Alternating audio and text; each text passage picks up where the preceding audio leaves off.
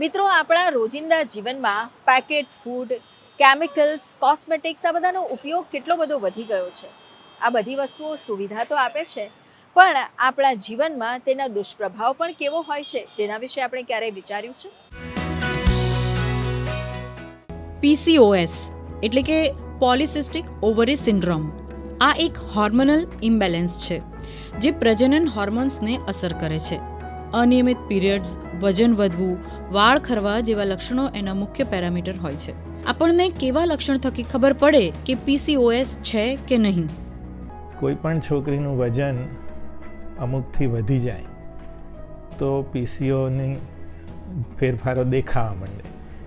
એટલે સૌથી પહેલો ફેરફાર માસિક અનિયમિત થવું, ડિલેડ માસિકા, એટલે જે 30 દિવસે આવવું હોય એને બદલે 35, 40, 45 દિવસે પીરિયડ આવે.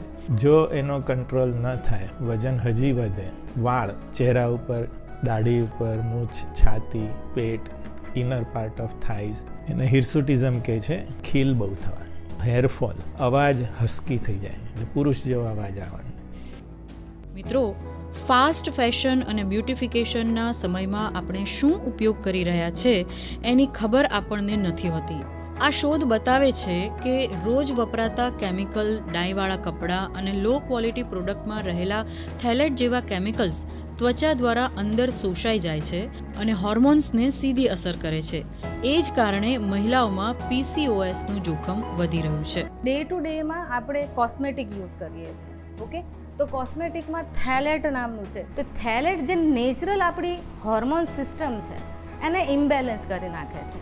માસિકમાં અનિયમિતતા આવી શકે છે કોઈ લેડીઝને, ઓકે?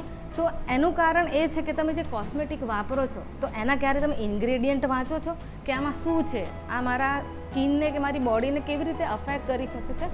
બીજું એક કારણ છે કે ક્લોથિંગ, કપડાં. અત્યારે એવા ઘણા બધા કપડાં છે કે જેને કપડાને ડાઇંગ કરવા માટે ઘણી બધી સિન્થેટિક ડાયનો ઉપયોગ કરવામાં આવે છે. તો એ ડાય છે ને એ પણ આપણા શરીરમાં એબ્ઝોર્બ થાય છે અને એ પણ સેમ આપણી શરીરની જે સિસ્ટમ છે એને એકદમ ઇમ્બેલેન્સ કરી દે છે, જે અલ્ટિમેટલી એક કારણ બની શકે છે PCOSનું કોઝ કરવાનું. સમય બદલાયો છે અને એની સાથે બદલાઈ ગઈ છે આપણા ખોરાક અને જીવનશૈલી. તાજા ભોજનની જગ્યાએ હવે પેકેટ ફૂડનો પ્રભાવ વધી રહ્યો છે.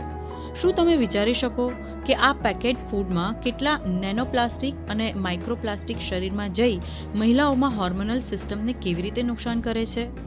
વધુ પડતું ફૂડ પેકેટ કાં તો આ પ્રકારનું પેકેટ ફૂડ જે ખાવામાં આવે છે તેમાં BPA અને થેલેટનું પ્રમાણ વધારે છે. જે BPA થેલેટ અલ્ટિમેટલી વુમન્સમાં એના હોર્મોનલ ઇમ્બેલેન્સ માટે જવાબદાર છે અને વુમન્સમાં હોર્મોનલ ઇમ્બેલેન્સ થશે તો એને PCOS થવાના ચાન્સીસ ઘણા વધી જાય છે.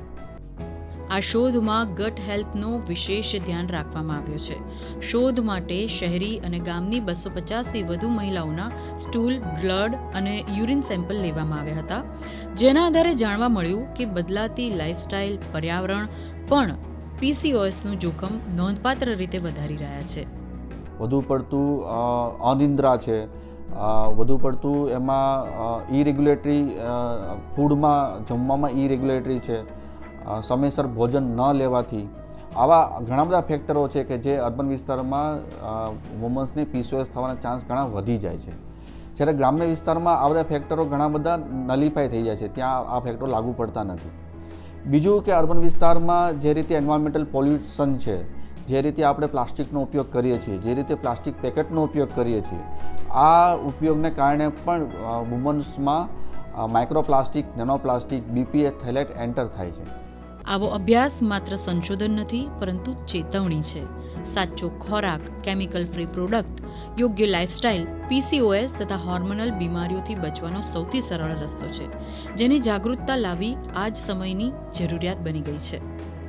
लाइफस्टाइल में हम यूज़ करते हैं और ये इसको बढ़ावा दे रही हैं. तो एक समाज में एक जागरूकता लाने की ज़रूरत है कि जिसमें कि कॉस्मेटिक प्रोडक्ट्स को, खाने पीने की चीज़ों को, इवन पहनावे को भी ध्यान से देखा जाए, उनके कंटेंट्स को स्टडी किया जाए. पैक्ड फूड है या जो प्रोसेस्ड फूड है उसको खरीदने से पहले एक बार आप उसके कंटेंट्स चेक कीजिए. इवन क्लोथिंग्स के भी आप मेक मटेरियल पर चेक कीजिए कि क्या ये सेफ़ है, हमारे इस्तेमाल के लिए योग्य है या नहीं है. तो इस तरह की स्टडी ये जानकारियों को आगे बढ़ाएगी और जिससे कि समाज में एक जागरूकता फैलेगी. PCOS હવે માત્ર તબીબી સમસ્યા નથી, એ આપણી લાઈફસ્ટાઈલ, પર્યાવરણ અને ટેકનોલોજી સાથે જોડાયેલો મોટો પડકાર છે. આવી શોધ થકી સમાજમાં મહિલાઓમાં જાગૃતિ, સ્વસ્થ આદતો અને વૈજ્ઞાનિક માહિતી લાવવી આગામી પેઢીને વધુ આરોગ્યમંદ બનાવી શકે છે. શ્વેતા યાદવ સાથે સુમન બોરાનાનો રિપોર્ટ.